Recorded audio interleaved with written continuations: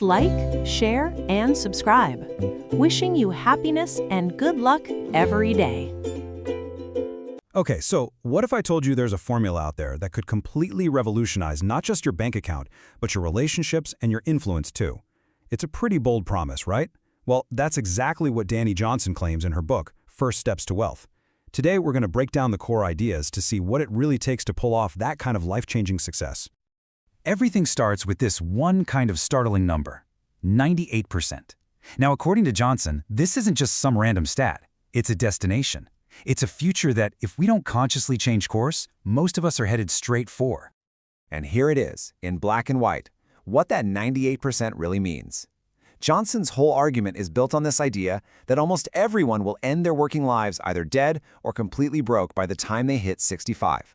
That leaves this tiny 2% who actually achieve financial freedom. So the big question the book just throws at you is, how in the world do you join that 2%? Johnson has a name for this. She calls it the 98% trap. And the thing is, it's not a conscious choice anyone makes. It's what happens when you're living life on autopilot, you know? You're just stuck on this treadmill of working, paying bills, and kind of hoping for some big break that never seems to show up. To really bring this home, Johnson tells this story about an 89-year-old woman she met who was wiping tables at a McDonald's.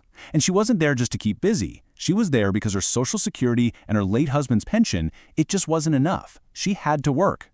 This, Johnson says, is the real human face of that 98% statistic. So how do you actually escape this trap? Well, Johnson uses her own life as Exhibit A. Her story isn't just about dodging failure. It's about launching from this place of total desperation to becoming a millionaire. I mean, look at her starting point. She says she was basically groomed to fail. We're talking a violent, drug-addicted home, pregnant as a teenager, and then by 21, she's homeless, living out of her car with literally just $2.03 to her name. By any normal measure, success was just off the table. This was her rock bottom. But, it was also the turning point. She bumps into this mentor who's making $15,000 a month, which to her was like an insane amount of money. She basically begged him to teach her his secrets, and he agreed. But there was a catch. She had to follow 4 super strict rules. And these 4 rules became her Bible. First up, 0 excuses. Period. That forces you to take action instead of making justifications. Second, no opinions until you have the results to back them up. This keeps you teachable. Third, follow directions to the letter, like it's a recipe, because you're using a proven system. And finally, you have to be willing to constantly invest in yourself, learning from people who've already won the game. And the results from following these simple rules, they were absolutely explosive. In just 8 days, she made her first $4,000. 6 months later, $50,000. In just 2 years after being homeless, at 23 years old, she became a millionaire. It just goes to show you the power of a proven system when you have a teachable attitude. So, from this incredible turnaround, Johnson basically boiled everything down to its essence. She came up with a set of principles she calls the laws of success. And these, she says, are the exact rules that separate the 98% from that wealthy 2%. And listen, Johnson argues these aren't just good ideas or suggestions. She says they're as real and fundamental as the law of gravity. They control outcomes in every part of your life. And here's the kicker. They work whether you believe in them or not.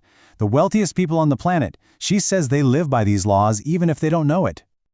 The first, and maybe the most important law, is all about your mind.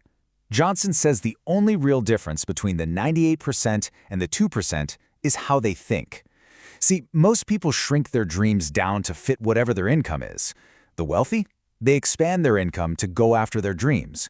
The 98% believe their circumstances define them, while the 2% know it's what you do with your circumstances that really matters. And that way of thinking leads right into the law of vision. Most of us let our bank account tell us how big we're allowed to dream. Johnson says that's completely backwards. You have to first design the life you actually want, get super specific about where you want to go and what you want to do. Only then can you start building the income to make that dream a reality. So how do you expand that income? Well, that brings us to the law of value. Your pay isn't decided by your personality or your background. It's decided by your skill level. The market pays for value. So if you want to earn more, you have to become more valuable. You do that by mastering your professional skills, your people skills, and your own personal development. It's like this. A brain surgeon makes more than a general doctor because of specialized skills, not because they have a better personality. Okay, this next one, the law of reaping and sowing, is all about radical personal responsibility. It might be a tough pill to swallow, but you can't blame the economy or your boss or anyone else for where you are financially. Johnson's point is that the moment you take full ownership, you stop being a victim and you actually get the power back to change your situation. And finally, we have the law of desire. Johnson argues that your desire for more, for wealth, for a better life, that's not greed. It's actually a clue to what you were designed for. An eagle desires to soar because it was designed with wings. You desire success because she says you were designed to succeed. But the big question is, do these laws really work for anyone other than Dani Johnson? Well, the last part of the book is all about proving that they do, showing how regular, everyday people have used these exact same principles to get some pretty life-changing results. Take Tracy McEnroe, for example. By applying these laws, she didn't just pay off an incredible $400,000 in debt, but she also grew her business by 30% during a bad economy. It's proof that your circumstances don't have to be your destiny. Or how about David McMenemy? An 800% increase in company revenue in just 30 days. I mean, that's just wild. According to Johnson, this is the kind of explosive potential that gets unlocked when you switch from that 98% mindset to a 2% mindset. Here's another one, Mariah McDonald. By applying the law of vision, designing the life she wanted first, she went from being totally broke to earning $500,000 in her very first year. She completely rewrote her financial story. And this last one from Shane Wilt, this really drives the whole point home. He went from a 9th grade education, homelessness, and a drug addiction to making a 6-figure income. It just proves that your past, your education, none of it has to define your future. So in the end, the whole book really leaves you with one single powerful question to ask yourself. When you really look at your own life, your money, your career, your dreams, are you living by default or are you living by design? All right, today we're going to get into the absolutely incredible story of Dani Johnson. I mean, this is a woman who went from being totally homeless, literally broke with just $2 to her name, to becoming a multimillionaire. It's this powerful, raw story about hitting rock bottom and then building an entire empire from scratch. So let's dive in and see just how she did it. But before we get into the weeds, let me ask you something. And it's the exact same question Dani uses to start her story. Just be honest with yourself for a second. Are you where you thought you would be in life right now? Did you have these big dreams that maybe haven't quite panned out yet? Just hold that thought in your mind as we unpack how one person completely flipped their own script. Okay, so to really get a grip on her success, you have to understand the place she started from. And honestly, it was unbelievably tough. She actually calls this first chapter of her life groomed to fail. Yeah, you heard that right. And she is just unflinchingly honest about her past. There is zero sugarcoating here. In her own words, she says she was basically set up to fail right from day one. And not just in one way, but in every possible way you can imagine. And by the very people who should have been protecting her. I mean, this slide really paints a bleak picture, doesn't it? Just try to imagine this, a home where violent fights were just normal, where welfare checks went to drugs before food, leaving the kids to eat margarine on bread for days on end. She never once saw her parents work a real job. All she saw was them lying and cheating the system. And the trauma, it was so severe she was having suicidal thoughts when she was just 6 years old. 6. But here's the thing, and this is the first huge lesson she pulls from all that pain. She says, your starting line doesn't have to be your finish line. It doesn't matter where you came from. It doesn't matter what disadvantages you had. Her whole belief is that you can make a decision right now, today, to completely change your life. All right, let's shift gears to the turning point. So after she finally escapes that childhood, she tries to start her own business. But, spoiler alert, it wasn't an instant success. Not even close. This next part of her journey is all about her discovering a totally new set of rules to live by. So, for 6 straight months, she was failing. And I mean failing miserably. She was living off credit cards, just praying for some kind of miracle. And then, she meets this guy, same age as her, who's pulling in $15,000 a month. Can you imagine? So she swallows her pride, totally humbled, and just begs him to teach her whatever he knows. And his very first lesson? It went right for the jugular. It targeted the single biggest thing that holds most of us back: excuses. He gave her this definition that is just so powerful. He said an excuse is just a well-planned lie. You know the ones: oh, I'm too old, or I don't have enough money, or my spouse just doesn't support me. He told her straight up, those excuses will keep you broke forever. Period. And this slide just perfectly lays out the framework he gave her. It was 4 simple but totally non-negotiable requirements. Okay, so first up, no excuses. We just talked about that. They're just lies we tell ourselves to stay put. Number 2, no opinions or suggestions. Why? Because your opinions have gotten you the results you have right now. It's time to borrow the mindset of someone who's already where you want to be. Third, follow directions to a T. This system works, so don't try to reinvent the wheel. And finally, number 4, get training. Invest in yourself. These 4 rules basically became her new operating system for life. And this quote, wow, it just perfectly captures that tough love philosophy she learned. Another mentor later dropped this on her, and it's a huge concept. He basically separated the world into 2 groups: the 98%ers, who are busy competing and making excuses, and the 2%ers, who just shut up, pay attention, and actually learn from the people who have the results they want. So you think, okay, this is it, straight line to success from here, right? Well, not quite. In fact, life was about to throw her a series of just catastrophic curveballs that would lead her to hit a new absolute rock bottom. And just look at how fast this all went down. She impulsively marries a guy she's known for just 7 days. 4 months later, they're living in Hawaii, and he up and leaves her for another woman. And then, to top it all off, the mentor she trusted, he embezzles her entire business. We're talking a matter of months, and she had lost absolutely everything. And this number right here, that was it. That was the sum total of her entire net worth. $2.03. Let that sink in. She's in this tropical paradise, Hawaii, but she's completely alone with no money, no home, and tens of thousands of dollars in debt. And believe it or not, it actually got worse. She was homeless, living out of her car, just trying to survive as a cocktail waitress. Then, on Christmas Eve of all nights, she tries cocaine for the first time and gets instantly hooked. And you can imagine, she just hated herself for becoming the very thing she ran away from in her parents. She was right there, on the edge, seriously considering ending her own life. So the very next day, desperate for more drugs, she walks into the ocean. And in that moment of absolute crisis, as she came up from under a wave, she heard a voice say, "Pick up your mat and walk." And just like that, the craving for cocaine, gone, instantly. She walked out of that water, and she says everything was suddenly crystal clear. And what happens next is, well, it's nothing short of miraculous, really. This section is all about her incredible comeback and that unbelievable journey to her very first $1 million. Get this. The very next day, she starts a new business from a payphone and the trunk of her car. That was her office. She takes all those principles she learned before, puts them into action, and makes $2,000 in just 4 days. And just like that, she was no longer homeless. The momentum from there was just staggering.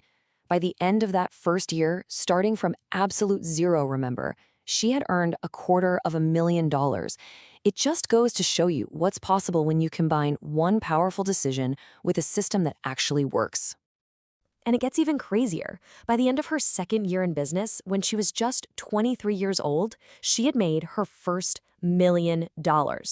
Think about that journey from $2.03 to a millionaire in 2 years. That is an absolutely astonishing turnaround. But, you know, the story doesn't end there with the money, because after she achieved what everyone thinks of as the dream, she realized something really profound was still missing. And this is what led her to totally redefine what success even means and to discover what true wealth is all about.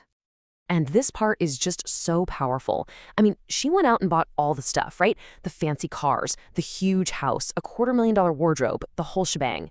But none of it filled that gaping hole inside.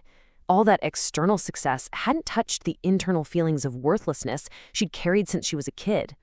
So she came up with a new definition for herself. She realized that what the media sells us is just a fantasy, a version of wealth that's built on having more stuff and being a slave to debt. Her new definition of true wealth was holistic. Yeah, financial freedom is part of it for sure, but it also includes strong relationships, good health, and crucially, being able to help other people. And her strategy for actually getting this true wealth?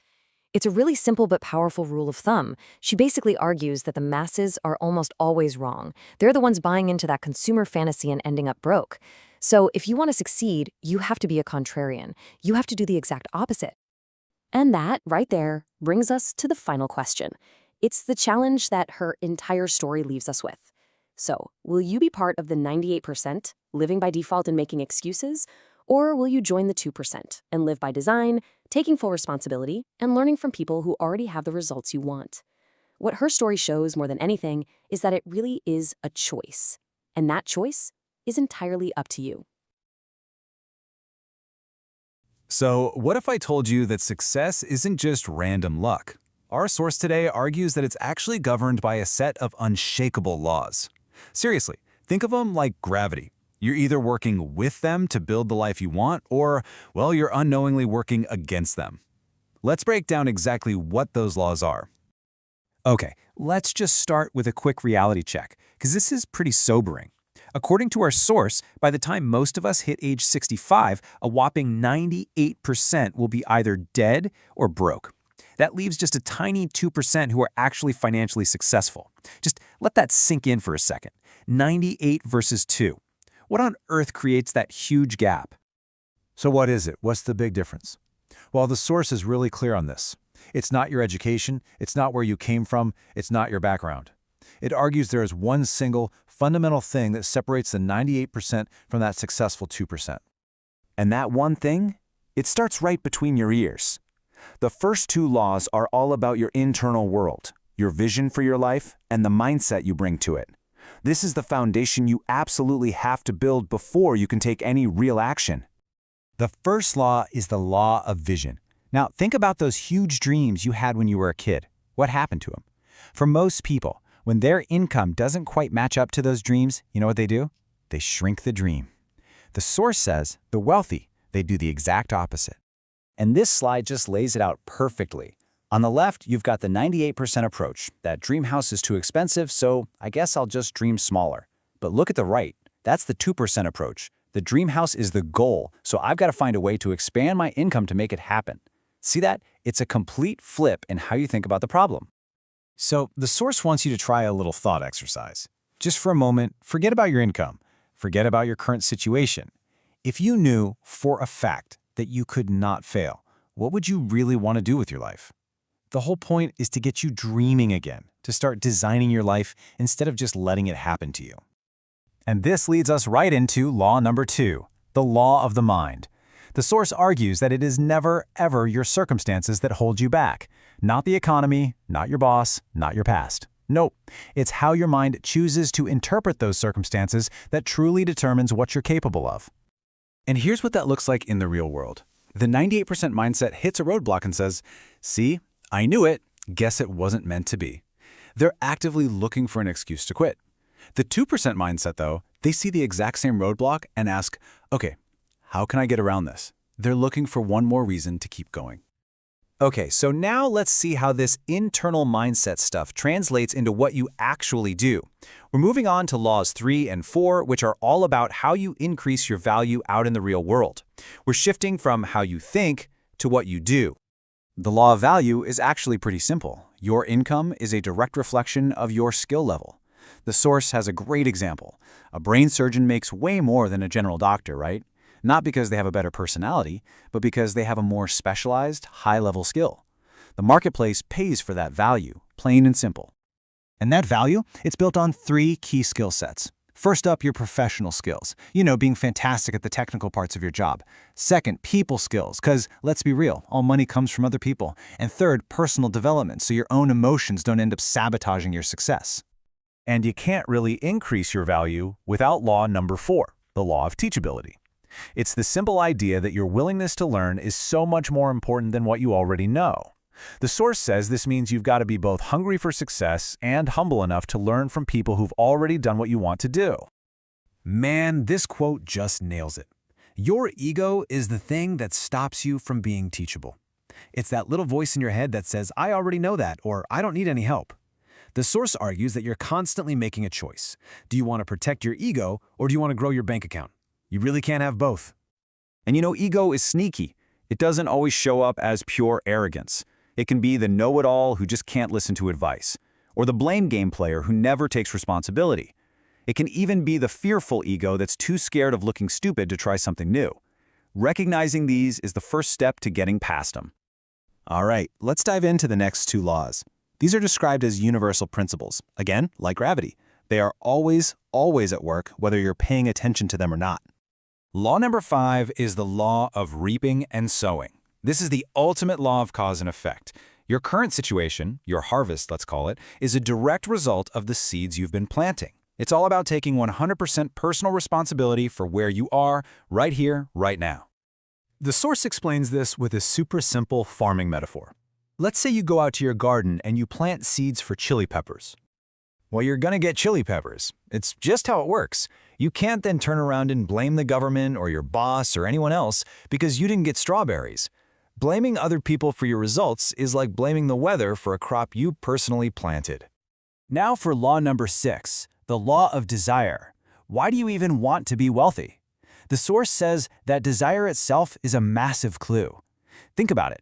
An eagle has a desire to soar because it was designed to soar. The source argues that you have a desire for success because you are literally designed to succeed. And get this, you were born with all the tools you need for that success. Just think about yourself as a little kid. You had natural enthusiasm, incredible persistence, a spirit for adventure, you could fall down and just get over it, and you had this powerful sense of faith. These gifts, they often get buried as we get older, but they are still part of your core design. That brings us to our final, and maybe the most powerful law of them all. The source claims that without this one, it is basically impossible to move forward and achieve any real, lasting success. It's the law of forgiveness. When you hold on to anger and resentment from the past, your mind is basically trapped. You waste so much precious time and energy on things that are already over. All your decisions start getting filtered through bitterness, and that just kills your creativity and your ability to build anything new. And let's be crystal clear about this. Forgiveness isn't about letting the other person off the hook. Not at all. It's about letting yourself off the hook. It is an act of self-liberation. It frees you from the prison of your past so you can finally focus on creating your future. So we end right where we began. The core message from our source is that you are naturally designed for success. It is literally in your DNA. We've just walked through the 7 laws that govern it. So the only real question left is, what are you going to do now? All right, let's talk about success. What if I told you the key isn't about your circumstances at all, but how you react to them? Today, we're going to break down the principles that literally took one woman from living in her car to becoming a multi-millionaire.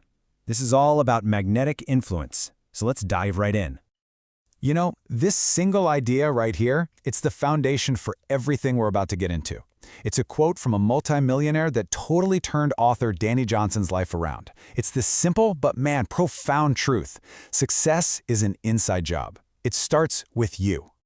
And listen, I'm not exaggerating this transformation one bit. We are talking about someone who went from being totally homeless, buried in debt, to building an absolute fortune. So the big question is, how on earth did she do it? Well, it all kicked off with the very first principle. Okay, first up, the law of promotion. This is all about what you do when you feel like you've got absolutely nothing to work with, which, believe it or not, is exactly where Dani Johnson's story kicks off. I mean, just picture this for a second. This was her reality. Homeless, 35 grand in debt, living out of a car. It's a really tough spot, right? It would be so easy to just give up, to feel completely stuck. But here's the thing. Instead of waiting for some perfect opportunity to fall out of the sky, she focused on what was right there, right in front of her. And this is really the crucial takeaway. The idea is that you have to prosper where you're planted. It means taking those small, maybe even kind of crappy opportunities that you have right now and just making the most of them. You got to find a way to make them grow. So for Dani, what did that look like? Well, it meant looking in the back of her car and seeing this box of sun-faded weight loss products. Honestly, she did not want to sell them. Her ego was screaming, no way! But you know what was stronger? Her desperation to change her life. And that one decision, well, it changed absolutely everything. Now, you'd think becoming wealthy is the happy ending, right? Story over. But it wasn't. In fact, it created a whole new crisis. She had the money, sure, but her life was a total mess. And this is where the next law comes into play. I mean, just look at this contrast. It's night and day. Before, she's working 100 hours a week, her marriage is failing, she's having a nervous breakdown, it's bad. And after, she's working a 20-hour week, her marriage is restored, she tripled her income, and she's actually there for her kids. How is that even possible? One word: focus. It's kind of like this. Think of a magnifying glass. You've seen this, right? You focus the sunlight on a single point on a leaf, and that focused energy creates fire. Well, the exact same thing is true for your attention. If your focus is scattered all over the place, you get nothing. But when you create intense focus, that's when you get powerful results. So here's the secret sauce, the big takeaway. Be 100% present. When you're at work, work. When you're with your family, be with your family. She stopped splitting her focus, no more thinking about the kids at the office or worrying about work at home. And by being totally present in each role, she became way more effective and, honestly, a lot happier in both. So, okay, we've covered the personal discipline side of things, but what about the actual strategy that fueled all that financial success? Well, it all boiled down to understanding one very simple thing. Let me ask you this. It's a simple question, but I'm telling you, the answer changes everything about how you approach business and even life. Where does money really come from? Just take a second and really think about that. The answer? Other people. That's it. So simple, right? Money comes from other people. And if people don't like you, if they don't like working with you, then they and their money are going to stay far, far away. This is the foundation of the whole thing. And this is such a critical point. Think about it. People aren't loyal to products. They are loyal to people. You might switch to a cheaper brand of coffee in a heartbeat, right? But you'll go way out of your way to keep doing business with someone you genuinely trust and like. The relationship is always more important than the product. Okay, so if relationships are the real key to the kingdom, how do you actually, build them? Well, lucky for us, there's a super simple, really memorable framework for that exact thing. It's called the FORM method. It's an acronym. Family, occupation, recreation, and then, and only then, your message. See, by asking about the other person first, about their family, what they do for work, what they do for fun, you're showing genuine interest. You build trust before you ever even think about bringing up business. But the goal of FORM isn't just to make small talk. It's way deeper than that. The whole point is to discover their sign, another acronym for you, their strengths, interests, goals, and needs. Because when you understand that stuff about someone, you're not just selling anymore, you're solving. You can actually connect what they need with your solution, and that is just infinitely more powerful. All right, now let's get into the real ninja level stuff, the micro skills that take these connections and just amplify them. This is all about mastering the unspoken rules of influence. Okay, this is absolutely staggering. Get this. According to the research, only 7% of our communication is the actual words we use. 7%. The other 93% is all nonverbal. We're talking your tone of voice, your body language, your posture, your facial expressions, the energy you bring into a room, how you hold yourself, the look in your eye. That's what's doing almost all of the talking. This is exactly why mastering your physical presence is completely non-negotiable if you want to have influence. And that brings us to the core methodology for building rapport. It's actually pretty simple stuff when you break it down. Make friends first, show genuine interest, and please, actually listen. Don't just wait for your turn to talk. Use their name. People love the sound of their own name. Find something to compliment them on. It's about developing a business relationship, not just making a sale. These simple little acts build such powerful connections. And here's the one principle that really ties all of this together. Think of it as the master key, the law of honor. This isn't about learning slick techniques or trying to manipulate people. It's way simpler. It's about sincerely, genuinely valuing the person right in front of you. Because when you honor people, you will be honored in return. It's that simple. And just like that, we've come full circle. Real, lasting success, it isn't found in some perfect opportunity way off in the future. It's found right here, right now. It's all about how you honor what and who is already right in front of you. And that really leaves us with one final thought. It's one thing to listen to all this, but real change only happens when you actually apply it. So the real question isn't what you learned here today, but what are you going to do with it? Who will you choose to honor today? Okay, so what if I told you there's this one simple communication trick that could literally change everything for you? Your relationships, your career, even how much money you make. Well, today we're going to pull back the curtain on a secret that does exactly that. You know, this whole thing kicks off with a story that honestly sounds a little bit made up. It's about a woman named Jennifer. Now, get this. How does someone go from being a part-time bank teller to running the entire branch in just 3 years? And she only had a high school diploma. I mean, that sounds impossible, right? And we're not talking about a small raise here. Jennifer went from making $7 an hour to $85,000 a year, plus bonuses. Her secret? It wasn't some fancy degree or just getting lucky. Nope, it was all about a huge shift in how she talked to people. All right, so here's what we're going to do. First, we'll unpack Jennifer's secret weapon. Then we'll jump into the 4 personality gems. We'll look at how you can spot them, how to speak their language, and finally, how you can walk away with your own new superpower. Sound good? All right, first up, a teller's secret weapon. So what was this one simple skill that was behind her wild success? Let's dig in. So seriously, what was her secret? Because this wasn't just about one promotion. We're talking about a skill that let her take failing bank branches and turn them into the best in the whole region. So what did she know that no one else did? And here it is. This is the whole key. She figured out that you can't change people. You just can't. You can only change how you deal with them.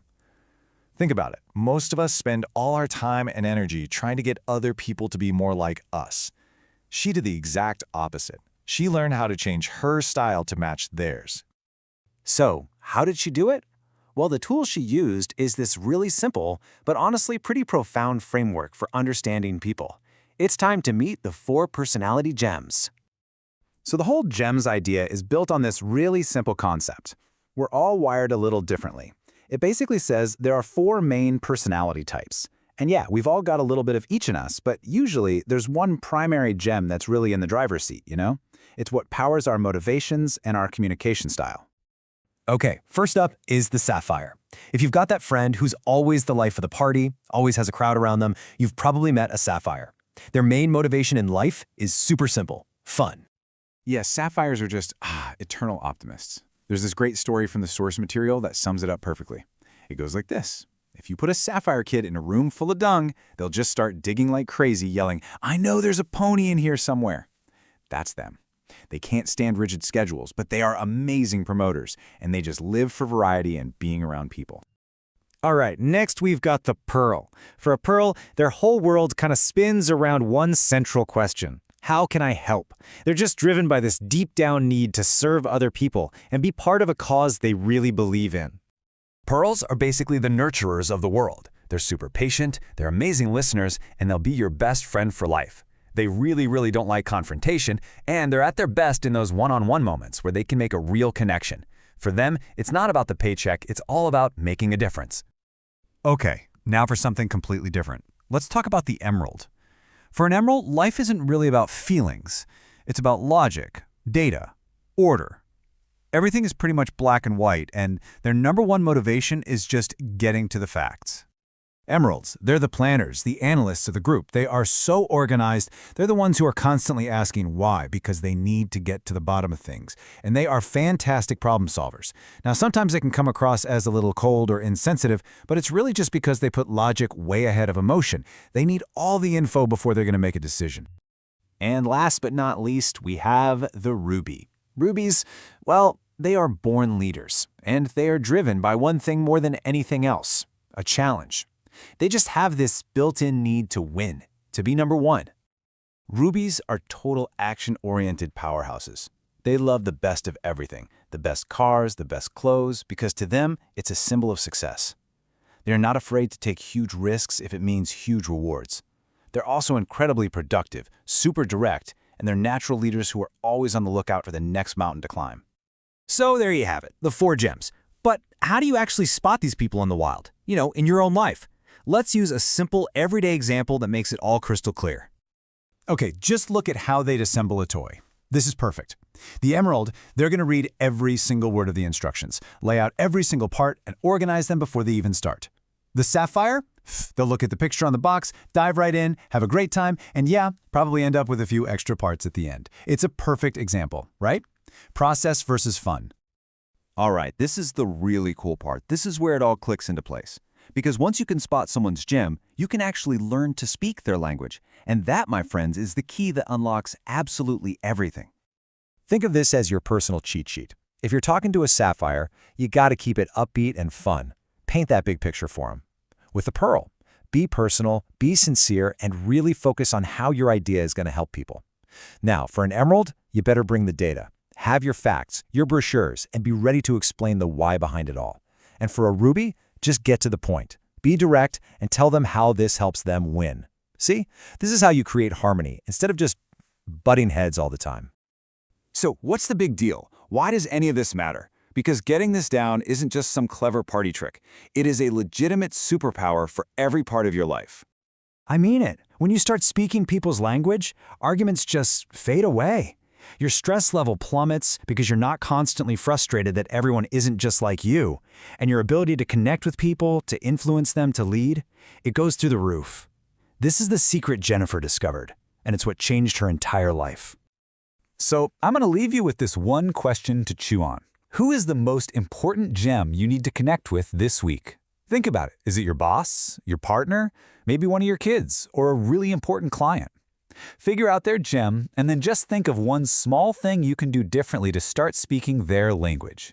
Trust me, that's where all the magic happens.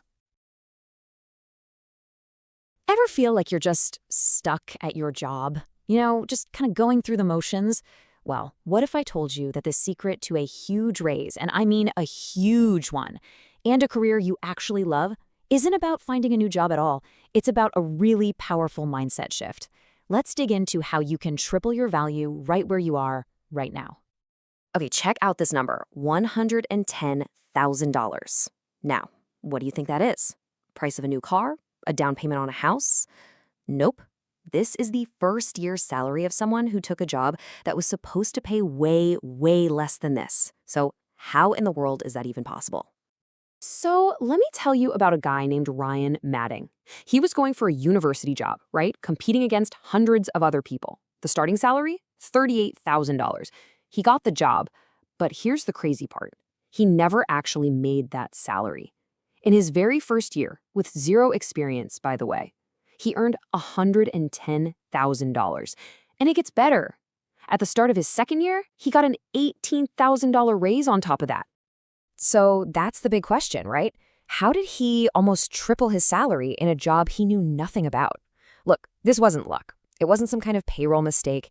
It was a very deliberate strategy, a whole different way of thinking that completely transformed how his employer saw his value. All right, so how did he pull it off? The secret is this simple but really profound principle that honestly anyone can use. It doesn't matter if you're unemployed right now, if you can't stand your job, or even if you love what you do and just want to get to that next level. Let's break this whole thing down. It all boils down to this one thing. It's called the law of promotion. And the idea is that you prosper exactly where you are planted. Think about it. The whole concept is that if you prove you can be trusted with what you have right now, you'll be given more. It's all about investing in your current job like you own the place. Now, this is fascinating. If you look at the workforce, it's split into two groups. You've got a massive 98% of people who have a pretty standard employee mindset. You know, the thinking that, hey, I show up, I do my hours, I deserve a raise. But then you have the top 2%. And these are the people who see just incredible growth. And they operate with a completely different mindset. So what's this mindset called? They're known as employee-preneurs. It's pretty simple, actually. It's about working as an employee, but thinking like an entrepreneur, like you own the business. This one single shift, it's the engine behind stories just like Ryan's. So let's see what this actually looks like in the real world. And here's where you can really see the difference. The regular employee, they invest their time, they punch the clock, they go home, and they kind of wait for the job to make them happy. But the employee entrepreneur, oh, they're different. They invest their heart and soul. They take ownership of their work, they're always on the lookout for problems to solve, and they find satisfaction in the work itself, not from it. So, what does this actually look like day to day? Well, an employee-preneur is the person who picks up a piece of trash off the floor, not because it's their job, but because an owner would. They're always asking, how can I help this company succeed? They build real relationships with everyone, from the person at the front desk to the CEO, because they understand that every single person has value. And this is a big one. They want to be paid for the results they create, not just for the hours they're on the clock. Okay, so this all sounds great in theory, right? But how do you actually do it? How do you put it into practice? Well, let's get into the playbook. This is how you can dramatically increase your value at work starting today. We're going to look at 4 really powerful strategies. First up, you've got to become a problem solver. We're talking about turning challenges into chances to show what you're made of. Second, you need to communicate with your boss, and I mean proactively. Make sure they see what you're doing. Third, build relationships. Your network is a huge part of your value. And fourth, and this one's a game changer, you've got to assume the job you want before you even have it. Let's unpack these. Okay, let's start with solving problems. You know, when a problem pops up that's outside their job description, the typical employee says what? That's not my job. But an employee-preneur, they see that exact same problem and think, aha, here's my chance to raise my value. You have to remember, every single problem you solve makes you that much more essential. And communication, man, is this key. Don't wait around for your annual review. Go to your boss and try saying something like this. This shows you're invested in the company's success, not just cashing a paycheck. I'm telling you, this one conversation can completely change the way your boss looks at you. And you know what? This whole mindset, it starts before you even have the job. In your next interview, flip the script. Don't just sit there and answer questions. You need to interview the interviewer. Ask them questions like these. It shows them you're not just another person looking for a job. You're a problem solver looking to make a real impact. And finally, let's talk about the principle of assumption. You get promoted to the job you want by acting like you already have it. There's this great story about a part-time event helper. She just started taking ownership, building a team, doing all this stuff she wasn't even getting paid for. So, when a management position finally opened up, who do you think they gave it to? Yeah, the person who was already doing the job. So, let's say you do all this, you adopt the mindset, you put in the work. What's the real payoff here? I mean, yeah, a bigger paycheck is often part of it, and that's great, but it's about so much more than just the money. The real reward is that you get to take back control of your own career. It's about finding genuine, deep satisfaction in your work because you're actually making a difference. You become this positive force that literally influences your entire workplace for the better. You're making it a better place for everyone, including yourself. So if there's one thing to remember from all this, it's this quote right here. It's so simple, but so powerful. You get an increase by increasing. If you want more, you have to become more. You have to increase your value first. Leave your job, your role, your company better than you found it. And that brings us to the final question for you. Because look, this isn't just about listening and absorbing information, it's about actually doing something. So I want you to think about your own job right now. What is one thing, just one small thing, you can do this week to start acting a little less like an employee and a little more like an owner? Welcome to The Explainer. Today we're diving into a really incredible story. It's the entrepreneurial journey of Dani Johnson. And trust me, this is a story that literally starts at absolute zero and ends with a multi-million-dollar playbook for success. It's wild. So let's start here. This number, $2.03. That's it. That's literally everything Dani Johnson had to her name. Can you imagine? After a failed marriage, she ends up stranded in Hawaii, totally broke, and actually living out of her car. I mean, this was rock bottom. Depressed, overweight, and staring down a massive $35,000 debt. You're talking about a point of just total despair. And from there, she had to somehow, some way find a path forward. So the big question is, how on earth do you start a business when you have no money and no home, right? Well, for her, it all began with the one thing she actually had, even though it was something she absolutely despised. Yeah, she hated the very idea of selling, but sitting right there in the back of her car was this weight loss product, something she'd bought for herself right before her whole life just fell apart. And that was her only asset. And you know, at that point, she realized she had to just prosper where she was planted. Her ego, her hatred for sales, none of it mattered anymore. The choice was just crystal clear. Stay broke or use the one thing right in front of her to get started. Okay, so here's the first huge roadblock. To become a distributor for this product, she needed $4,000. Money she absolutely did not have. So, what do? Instead of giving up, she decided to get creative. She was going to create the market first, and then figure out the rest later. Brilliant. Her resourcefulness here it's incredible. Think about it. She didn't invent anything new. She just copied an ad that worked. She didn't have money for a phone, so she used her people skills, her charm, really, to get a line on credit. She just took decisive action with what little she had.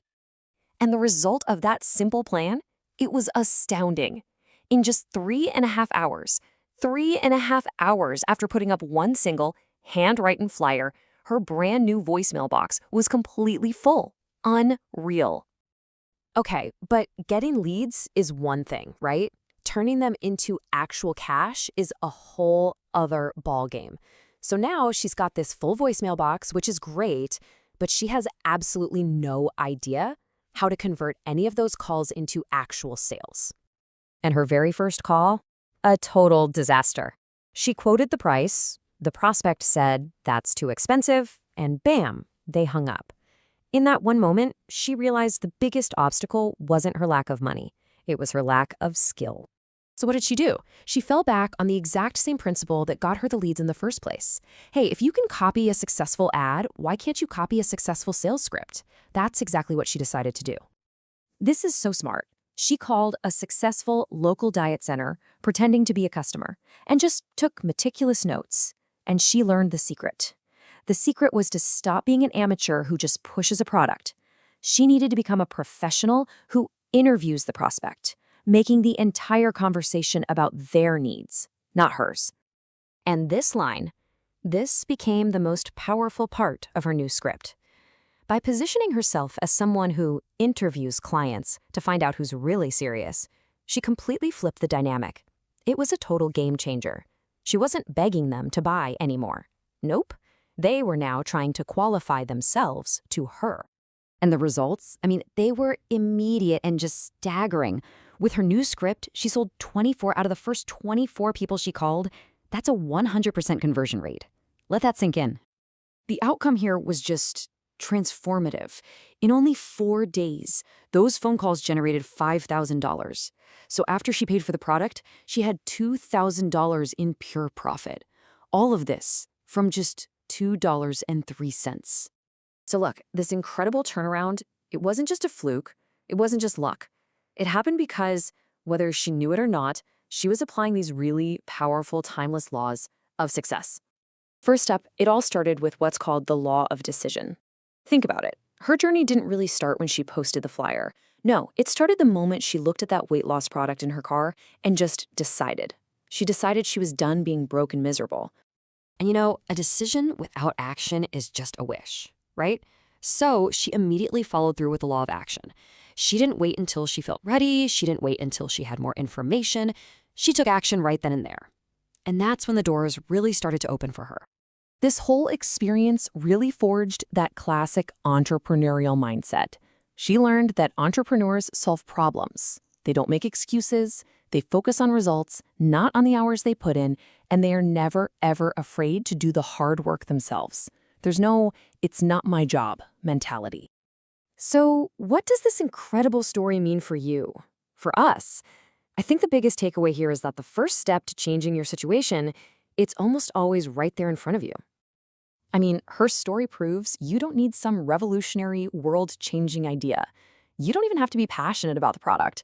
You just need to find something that other people want and then be willing to do the work to get it to them. It's that simple. Look, she didn't love selling weight loss products, but she did it because it was the opportunity available.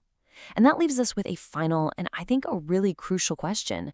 What opportunity, big or small, is sitting right in front of you right now, just waiting for you to make a decision and take action? So what if I told you there's a simple 3-step pathway that can seriously boost your profits and your influence? It's a framework that works whether you're launching a startup or, just trying to get your ideas heard. In this explainer, we're going to break it all down. I know, it sounds like a weird comparison, right? A first date and a business pitch? But when you get down to it, they're basically the same thing. You're trying to make a connection, show your value, and get to a yes. So what's the secret sauce they both share? Well, the answer is a simple, repeatable process. You see, success in either of these things isn't really about luck. It's about following a system that's been proven to work. And that's exactly the system we're going to walk through right now. Here's a quick look at what we've got coming up. We'll kick things off with that whole selling is like dating idea. Then we'll unpack the 3-step profit pathway. We're going to dive deep into each step. That's exposure, conversion, and scalability. And wrap it all up with a clear framework you can start using today. Okay, first things first, let's get one thing straight. Everyone is in sales. I mean it. You're selling your boss on a new idea, you're selling your kids on why it's bedtime, you're selling your friends on which movie to see. It's not about money, it's all about influence. And that right there is the foundation for everything else we're about to cover. So if we're all selling all the time, how do we actually get better at it? Well, that's where the 3-step profit pathway comes in. Just think of it like your personal map to growing your income and your influence, no matter what you do for a living. The whole pathway is built on 3 main pillars. First up is exposure, because if you're the best kept secret in town, you've already lost. Second is conversion. Getting attention is great, but turning that attention into real action, that's where the magic happens. And finally, scalability. This is how you build something that can grow way beyond just your own efforts. All right, let's really dig into that first step, exposure. This is ground zero. It doesn't matter how amazing your idea is if nobody even knows it exists. I mean, you could have the cure for cancer, but if it's locked away in your basement, who does it help? Nobody. Your first job is always to get seen and heard. Now, when we hear exposure, our minds usually jump straight to like expensive ads on social media or big marketing campaigns. But here's a little secret that flips that on its head. The most powerful and the most overlooked form of exposure is also the cheapest. In fact, most of the time, it's totally free. Just think about it for a second. If you opened a new restaurant tomorrow with $0 for advertising, what's the very first thing you'd do? You'd call your family, right? You'd text your friends, you'd email your old coworkers. That's your personal network. It is a powerful, free marketing engine that almost everyone forgets to use. And it's not just your external network either. Think about your team, your employees. A happy, engaged employee, they're your best marketing tool, a walking, talking billboard for your company. But an unhappy one? Well, they're a walking billboard for your competition. All of a sudden, company culture isn't just some fluffy HR thing. It's a critical marketing strategy. Okay, so you did it. You've got eyeballs on your stuff. People are paying attention. Now what? Well, that brings us to step 2, conversion. You know, that word closing sometimes makes people a little uncomfortable, but all it really means is guiding a conversation to a clear yes or no. That's it. And get this, a tiny little shift in the words you use can make a huge difference. The typical weak close is, do you have any questions? That just invites problems and negativity, but a powerful close is asking, what did you like about what you just saw? That question forces their brain to search for positives. They literally start selling themselves on the idea. It completely flips the whole dynamic of the conversation. Now, to see just how critical this is, let me tell you about a woman named Sandy. She was an absolute genius at getting exposure. I'm talking she generated an incredible 3,000 leads for her business, but she had one massive problem. Her closing ratio, 0. A big, fat 0%. 3,000 conversations that led to absolutely nothing. I mean, that's a masterclass in persistence, for sure, but it's also the perfect example of why exposure without conversion is just a whole lot of spinning your wheels. But then, something changed. Sandy learned how to ask the right questions. She learned how to guide the conversation. And her closing ratio? It shot up from 0 to 90%. 90. That one skill didn't just change her business. It literally made her millions. But listen, conversion doesn't just stop at the yes. That's actually just the beginning of the relationship. The real money, the real fortune, is in the follow-up. In a world of emails and texts, think about the power of getting a simple handwritten thank you card in the mail. That's how you turn a one-time customer into a lifelong fan who sends even more business your way. So you're getting seen and you're turning that attention into action. Awesome. That brings us to the final and maybe the most game-changing step, scalability. This is how you stop being the bottleneck in your own business and build something that can grow like crazy without you having to work 80-hour weeks forever. And what's the ultimate example of this in the real world? McDonald's. Seriously, think about it. It's a multi-billion-dollar global empire that delivers the exact same product everywhere, and it's mostly run by teenagers. How is that even possible? Well, the secret isn't having brilliant people, it's having brilliant systems. That one word right there is the key to all of it. Duplication. See, you can't clone yourself, but you can clone a simple process. The trick is to create systems that are so simple, they're almost impossible to mess up. Why? Because complicated systems break down, but simple systems can be duplicated over and over again. So, if systems are the key, where should you be spending your time? This formula basically flips traditional time management on its head. 80% of your time should be spent on growth, finding new business, 19% on cultivating what you already have, and only 1% on putting out fires. The problem is, most entrepreneurs live in that 1%, spending all their time solving problems instead of actually growing. And how do you actually stick to that 80-90-1 rule? The answer, in a word, is outsourcing. You have to focus on the things that only you can do, the growth stuff, and delegate everything else. Take a guy named Jefferson, for example. He went from making $30,000 a year to $300,000 a year. The only thing he changed? He outsourced his sales training to a system. All right, let's wrap this all up and bring it home. What we've just walked through isn't just a random collection of tips. It's a complete, interconnected framework for growth that you can apply to, well, just about anything. It really just boils down to these 3 steps. Number 1, increase your exposure. Number 2, master your conversion. And number 3, build for scalability. That right there is your pathway to profit. So we'll leave you with this final thought. As you look at these 3 steps, be really honest with yourself. Where's your biggest bottleneck right now? Is it exposure, conversion, or is it scalability? Because figuring out where you need to focus your energy, that is the first real step on your pathway to growth. Welcome to the Explainer. So let me ask you something. Have you ever felt like the more stuff you own, the less free you actually are? We're going to dig into this powerful story today, all about how that classic American dream, the one filled with all the things, can actually turn into a prison of debt. Let's jump right in. Okay, so picture this. You're standing in your absolute dream home. I mean, you've made it, right? But then, in a quiet moment, when you're surrounded by all this, perfection, this one simple question just pops into your head, and it shatters the whole illusion. And when I say dream home, I'm not kidding. We're talking about a massive estate, a nearly 6,000 square foot mansion, a huge guest house, 10 whole acres, a pool, a tennis court. Get this, there was even a 1929 baby grand piano that no one in the family could even play. This wasn't just a house. It was like a monument to success, just packed to the gills with expensive stuff.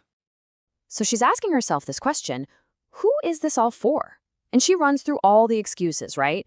Oh, it's for my husband, it's for the kids, it's for God. But eventually she lands on the really painful, honest truth. It wasn't for any of them. It was for her ego. It was just a way to prove to the world, and maybe even to herself, that she had finally made it. And that moment of clarity, wow, it was this massive awakening. She realized that all her things, all this stuff, it hadn't brought her any happiness or freedom, not at all. Instead, it had completely consumed her life. She was basically a slave to money, to what other people thought, and to the very things she'd worked so hard to get. So what do you do when you realize your dream home is actually a prison? Well, you escape. And they did it in a pretty radical way. After only 3 months, just 3, they sold the mansion and downsized like you wouldn't believe, moving into a simple house less than half the size. This huge, dramatic life change led to an even deeper realization. It was all about the fundamental difference between just collecting stuff and building actual, real wealth. And here's the kicker. They're not the same thing. In fact, a lot of the time, they're polar opposites. And this really lays out that core difference perfectly. Just look at the 2 columns. On one side, you've got stuff. It eats your money, it loses value the second you buy it, and it just creates more payments. It's all about feeding the ego, right? But then you look at true wealth. It's the total opposite. It's designed to grow your money, to gain value over time, to create real freedom, and to build a legacy. And what she realized was even though she was making millions of dollars, She was totally trapped in what she calls a poverty mentality. Now, this is so important. This has nothing to do with how much money you make. It's a mindset, it's a way of thinking that forces you to spend every single thing you earn, always chasing that next purchase just to prove you're worth something. And this really gets to the heart of it, right? You only really beat that mindset when you're able to keep the money. Real financial progress isn't about the size of your paycheck. It's about how much of that paycheck you can hold on to. The whole game changes once you shift your focus from just making money to actually saving and investing it. But, and this is a big but, the argument here is that this isn't just about our individual choices. The idea is that we've been sold a total illusion. We're kind of trapped by a financial system that's been specifically designed to do one thing: keep us borrowing and keep us spending. So let's look at a perfect example of how this system works. Let's talk about the car loan. I mean, think about it. A car is a classic depreciating liability. It starts losing value the second you drive it off the lot. So how in the world did we all get suckered into financing them? Well, the strategy was kind of genius in a devious way. See, it used to be that you had to pay cash for cars. You had to save up. But then bankers and car dealers teamed up. They realized they could sell way more cars and make a ton more money on interest if they just shifted the focus. Instead of talking about the big total price, they started talking about this small, manageable monthly payment. And just like that, they created this revolving door of debt for an item that loses like 20% of its value almost instantly. And of course, a model that successful wasn't going to stop with cars. They took the exact same strategy, that same focus on the low monthly payment, and applied it to houses. And that's how the dream of home ownership got transformed into a decades-long cycle of debt for so many people. So the way she frames it, this isn't just a simple financial choice. It's a full-on act of rebellion. It's about consciously recognizing the system for what it is and saying, not me, not now, go dupe someone else. It's about choosing to reclaim your own financial destiny. Okay, so if the system is designed to trap you, how do you fight back? How do you actually win this game? Well, it all starts with a huge shift in your mindset, a totally different way of thinking about and using your money. And this breaks it down into a really simple choice we all make every day. Every single dollar you have can go one of two ways. There's foolish spending, buying things that just lose value, feeding cravings and creating more debt, or there's wise spending. That's when you invest in things that actually gain value and ultimately create more freedom for you. This is the core idea, the central metaphor. Think of your money as a seed. It's supposed to multiply, right? But it can't do that if you're consuming all of it. If you eat the seed, there's nothing left to plant for a future harvest. The whole goal is to plant it so it can grow. And if you want to know why this is so critical, just look at this number. A typical credit card interest rate can be something like 16–17%. That is a massive, powerful financial force that is actively working against you every single day. But now, what if you could flip that around? Just imagine if that same incredibly powerful force of compounding interest was working for you instead of against you. What could you build if you were the one earning that interest instead of paying it out to someone else? And this is what that freedom actually looks like. I mean, this is the goal. It's not just about getting your debt to zero. It's about everything that opens up once your money is truly your own. It's having money in savings, money to invest. It's paying cash for things. It's building real long-term wealth, giving more to others, and, maybe most importantly, passing down wealth to the next generation, not debt. So, in the end, it really all boils down to this one simple question you have to ask yourself every day. Your money is a seed. Are you eating it or are you planting it? Because the path you choose, well, that's what's going to determine your entire financial future.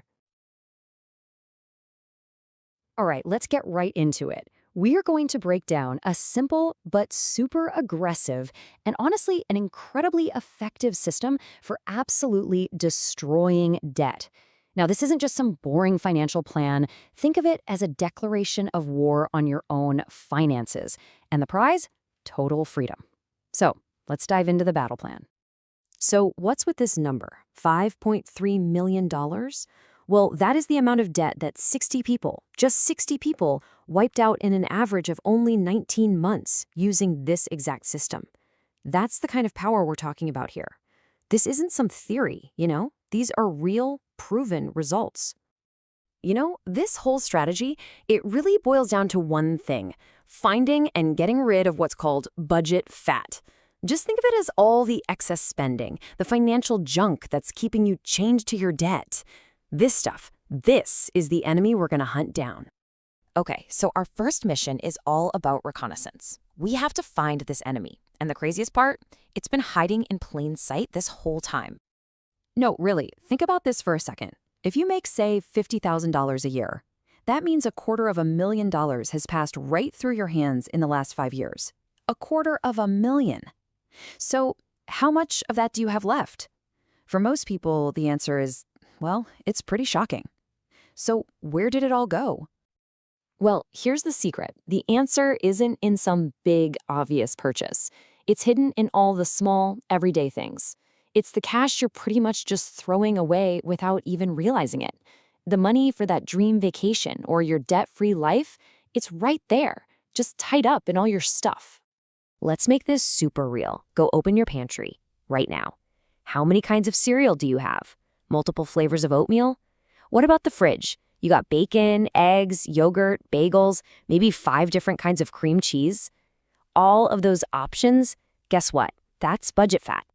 And it's not just the kitchen, is it? I mean, what about your bathroom? You know, that collection of half-used bottles of shampoo and lotion, or the garage, just filled with tools for some project you never even started. All of that is money that could be fighting your debt this very second. This right here draws a really clear line in the sand. See, when you're in this war, the definition of a necessity gets a whole lot smaller. We're talking the bare bones: housing, basic transport, utilities, and a minimal food budget. Everything else, from that daily latte to a random trip to the mall, that's a luxury. It's something you're choosing to put on hold, for now. So here's your first real, tangible mission, the highlighter method. Seriously, print out your last bank statement and get 5 different highlighters. Color code every single thing you spent money on. Assign colors for food, debt, utilities, gas, and then use one color, let's say orange, for everything else. ATM withdrawals, that coffee, subscriptions, whatever. That orange pile, that's your fat, and on average, people find at least $500 right there. Okay, so you've found the enemy. Now it is time to go on the offensive. We are going to weaponize that fat you just uncovered. This isn't about saving. This is about attacking your debt head-on. So here's our battlefield. We've got 5 credit cards. And notice, they're not listed by interest rate. They're listed from the smallest balance to the largest. Now I know what you're thinking. Wait, shouldn't I pay the highest interest rate first? And yeah, mathematically you'd save a little more money. But this system is all about psychology. It's about getting quick wins to build the confidence and the momentum you need for the bigger fights down the road. Let's stick with that $500 number we found. Pretty conservative, right? So you've cut the fat from your budget and boom, you now have an extra $500 a month. This is your ammunition. Okay, check this out. In the very first month, you take that $500 and you add it to the minimum payment of your smallest debt. So that's $500 plus the $10 minimum. You throw a total of $510 at that first card. And just like that, in 1 month, an entire debt is gone. That is your first victory. Feels good, right? And right here, this is where the snowball effect kicks in. That whole $510 you were paying on card 1, it doesn't go back into your pocket. No way. It rolls right over and combines with the minimum payment for card 2. So now you've got a $530 weapon aimed at your next target. Let's fast forward a bit. By the time you get to that final, biggest, ugliest card, your snowball payment has grown from that first $510 to a massive $780 every single month. You're hitting that last debt with incredible force. So what's the bottom line? The crucial point is this. Using this method, $10,700 of credit card debt is completely, totally wiped out in just 17 months. That is how you put your journey to being debt-free on the fast track. You know, winning a war isn't about one single battle. It's about sustained effort. It's about discipline. So let's look at the tactics you're going to need to stay in the fight and keep that momentum going. Now, this right here, this might challenge a belief that most of us just accept as true. This system argues that the whole idea that you need good credit is basically a myth. It's a marketing tactic created by the very banks that profit from your debt. The focus here is on building real wealth with cash you actually have, not just chasing some number. These are your new rules of engagement. First, and I mean this literally, get out the scissors and cut up your credit cards. Second, create a mandatory 30-day waiting period before you buy any non-essential stuff. Third, sell all that clutter that's hiding your money. And finally, remember all that budget fat in your kitchen. Stop going to the grocery store until your pantry is empty. That move alone can free up hundreds of dollars. And finally, we get to the whole point of this, the ultimate payoff. Why go through all this trouble? What does victory actually look like, and what does it feel like? I mean, the results really do speak for themselves. Just take this story from a single mom with 6 kids. She found that her financial stress and her physical health were totally connected. By taking control of her debt, she completely transformed her entire life. And here's another incredible one. Starting out with a salary of just $25,000 a year, this person became completely debt-free and paid cash for a house by the time they were 30. I mean, come on, that is the ultimate prize for so many of us, owning your home totally free and clear. And just to show you the sheer scale of what's possible here, here's a testimonial from someone who eliminated over $3 million in both personal and business debt. The principles are exactly the same, no matter how big the enemy is. So the final takeaway here is this. This whole thing, it's not about earning more money. It's about reclaiming the wealth you already have, the wealth that's just being wasted right now. Your financial freedom, it's literally hiding in your pantry, in your closet, and in your garage. So the only question left is, are you ready to go find it? So let me ask you something. What if you could totally flip the script on your relationship with money? I mean, instead of you working for it, what if you could make it work for you? In this explainer, we're going to break down how you can stop being a servant to your finances and, yeah, start making money your slave. You know, this quote from author Dani Johnson, it wasn't just some abstract thought. It was a cold, hard reality that smacked her right in the face after a sudden heart condition meant she had to stop working. She and her husband had made a ton of money, but they had this terrifying realization. If the work stops, the money stops. They weren't the ones in control at all. Their money was. So let's just ask the question head on. Are you a slave to your money? I mean, really think about it. Do you work all month, every month, just to pay the bills, stuck on this hamster wheel where you just can't seem to get ahead? Or are you the one calling the shots, telling every single dollar where to go and what to do for you? It's a huge distinction. All right, so what is the single best investment you can possibly make? The one that absolutely guarantees a massive return? Well, I'm willing to bet it's not what you think. It's the classic question, isn't it? Every financial guru, every article out there is asking this. Should you be in stocks? What about real estate? What's the big secret to getting rich? We are just constantly bombarded with all these different options. The media, the big financial firms, they're always pushing stocks and real estate as the only way to get wealthy. And look, they can be great vehicles for building wealth for sure, but they aren't the foundation. They're not the most powerful investment you can make. The real answer is something, well, it's a lot more personal and way more powerful. And there it is. The single greatest investment, the one with the highest possible return, is investing in your own skills, in your own knowledge. Why? Because unlike a stock that can go to zero or a house that can lose its value, nobody can ever take away what you know and what you're capable of doing. And this isn't just some feel-good motivational idea. Johnson says she has made more than a 1,000% return on the money she put into learning high-value skills, things like communication, sales, and leadership. Just let that sink in for a second. There is no market on earth that can guarantee that kind of lifelong dividend. When you level up your skills, you increase your value and your earning potential forever. You see, this isn't just about doing different things with your money. It's about a complete and total shift in your mindset. So let's really dig into how the financially successful think completely differently from everybody else. So what's so powerful about this is how it breaks down the two main financial mindsets. You've got the 98%, that's most people, and then you have the wealthy 2%. And the biggest difference between them isn't just how much money they have, it's how they think about money itself. Let's really break this down. The 98% mindset, it's all about what's called a microwave mentality. They want it all, and they want it now. Instant gratification. They're always asking, how can I get rich tomorrow? And that's what leads them to chase all those get-rich-quick schemes. But the 2%? Oh, they're playing a different game. They are patient. They focus on slowly building long-term generational wealth. They use time as their greatest ally. And this is what the 2% are obsessed with acquiring: income-producing assets. This is the whole goal. It's something that makes money for you, passively, whether you're on the clock or on a beach. It's like having a little team of money-making employees that you never have to manage. And this is such a common trap. The middle class often buys things they think are assets.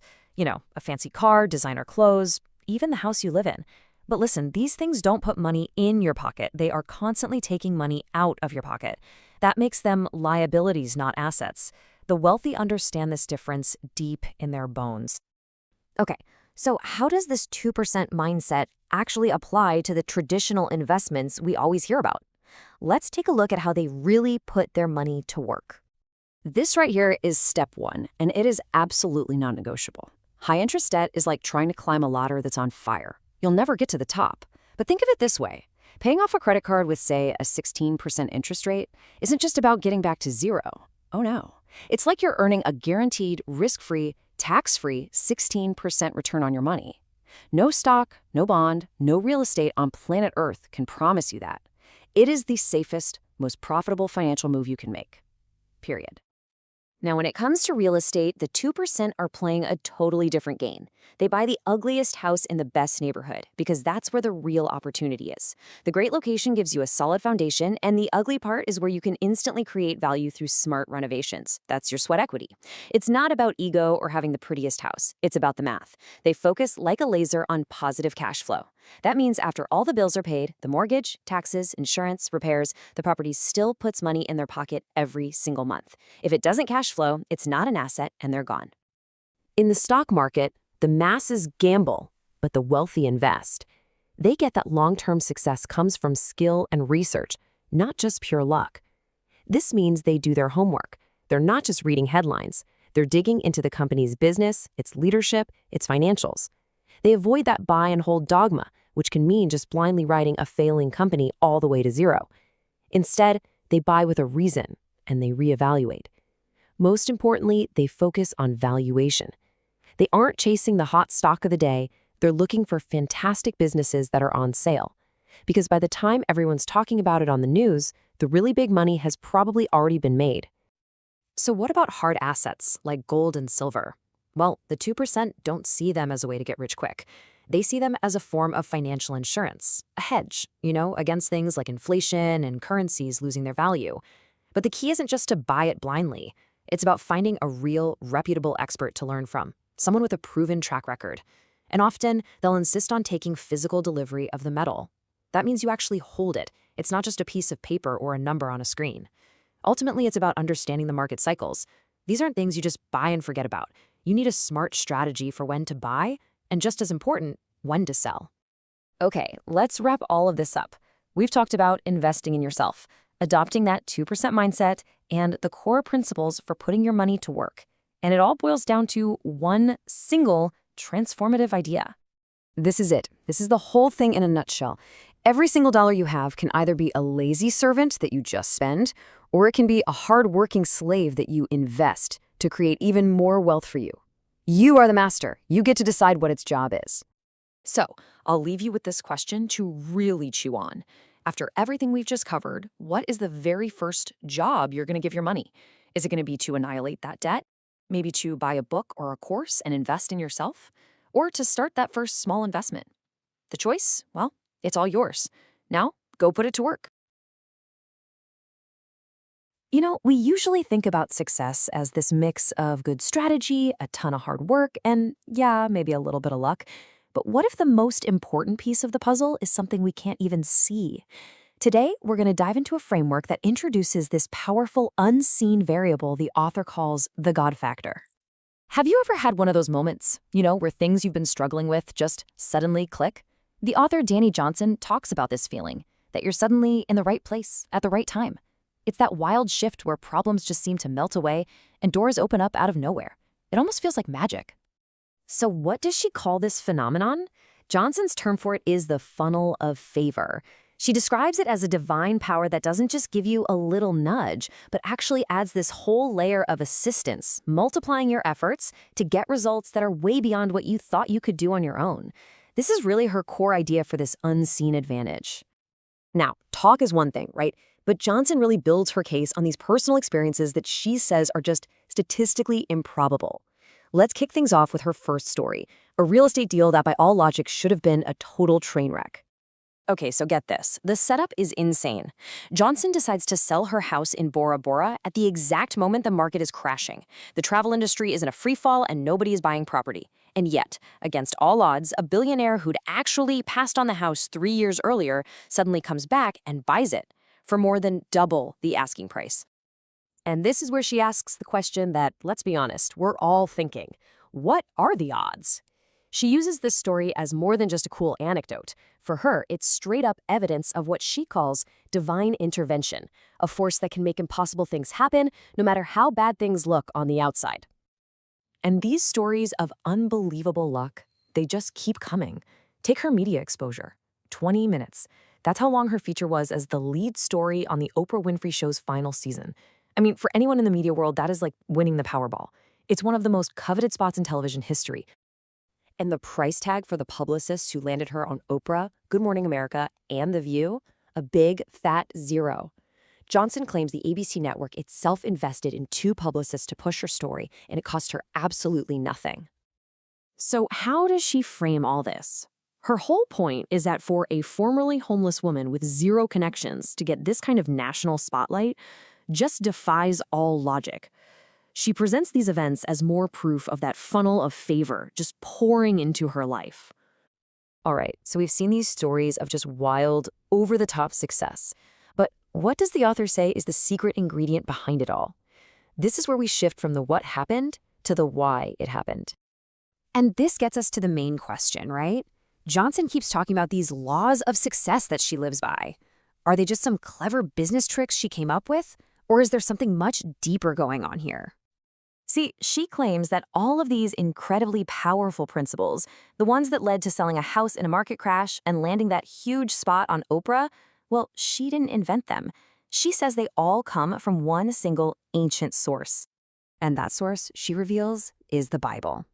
This is the core of her entire thesis, that her whole playbook for success, everything from her mindset to her financial strategy, comes directly from principles found in the Bible. And we're not talking about some vague, fluffy ideas here. She names them specifically. The law of the mind, she says, is from the verse, "As a man thinks in his heart, so is he." The law of vision, that comes from, "A man without a vision will perish." According to her, every single law in her system is just a practical application of a biblical principle. So if these laws come from the Bible, does that mean you have to be a believer for any of this to work? Well, according to Johnson, the answer is a big no. She calls them universal laws, and here's how she explains it. Her argument is that these principles are just woven into the fabric of how the world works, kind of like the law of gravity, right? Gravity works whether you believe in it or not. And in the same way, she suggests these success principles will get results for anyone who puts them into practice. She uses this great analogy about a corn seed to explain it. An atheist plants a corn seed, and a Christian plants one. In both cases, they get corn. Why? Because the natural law just works for everybody. The difference, in her view, is that the Christian also has a relationship with the one who created that law, which she believes can seriously amplify the results. And this is a really key point for her.